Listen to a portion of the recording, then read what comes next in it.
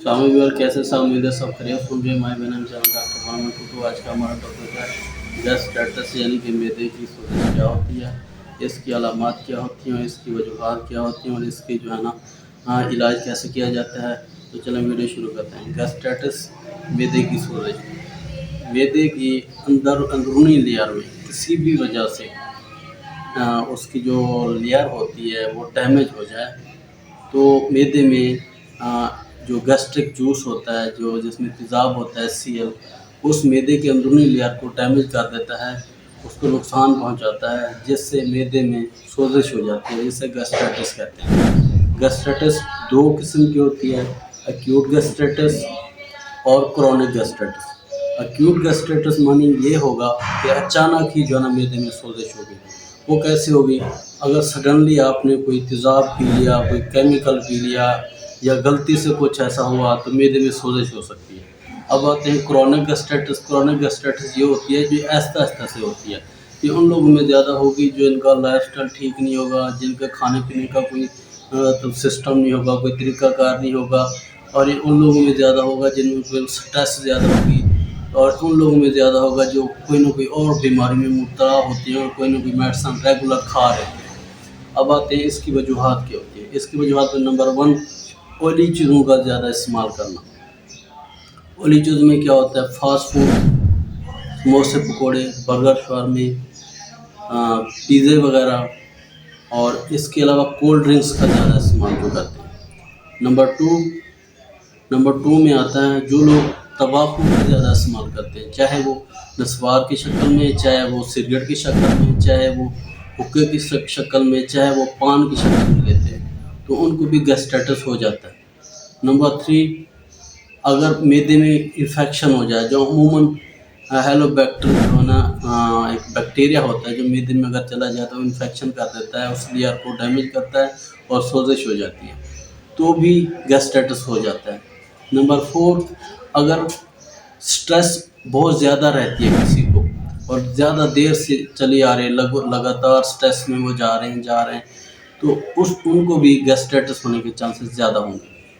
और इसके अलावा उन लोगों में गैस्ट्राइटिस ज़्यादा होती है जो दर्द वाली गोलियाँ, जो दर्द कम करने के लिए दवाई होती है, वो ज़्यादा इस्तेमाल करते हैं, डॉक्टर के मशवरे के बगैर इस्तेमाल करते हैं, तो उनको भी मैदे में सोजिश हो जाती है। तो इसलिए एहतियात किया करें, कोई भी पेन किलर या दर्द की दवाइयाँ खाने से पहले डॉक्टर से मशवरा कर लिया करें, क्योंकि ऐसी अद्वियात होती हैं जो आपको मैदे को नुकसान पहुंचाए बगैर भी अंतड़ों में जाके वो हल हो जाती हैं और दर्द कम कर देती हैं, जिससे आपको मैदे के मसले काफ़ी हद तक आपके कम हो जाते हैं।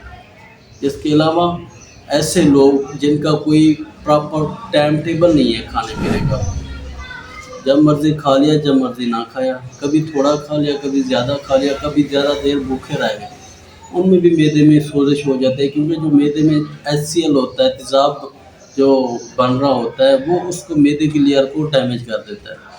अब आते हैं इसकी जो है ना अलामात क्या होती है। इसकी अलामात में ये होगा, जो भी खाना खाएंगे जैसे उसके बाद फ़ौरन ऐसे लगेगा पेट जैसे भरा भरा है, पेट फूल सा गया है, और बाद में हल्की हल्की दर्द भी होगी, उल्टी वगैरह भी आ सकती है, मोशन वगैरह भी लग सकती है, या फ़ौरन पखाना भी आ सकता है। अब आते हैं इसका इलाज कैसे किया जाता है। इसका इलाज में सबसे पहले तो ये देखना है कि किस वजह से हो रही है, उस मसले को कम किया जाए। फॉर एग्ज़ाम्पल लाइफ स्टाइल है, उसमें देखना है कि क्या आप क्या कर रहे हो, उसमें उसको कम कर ले।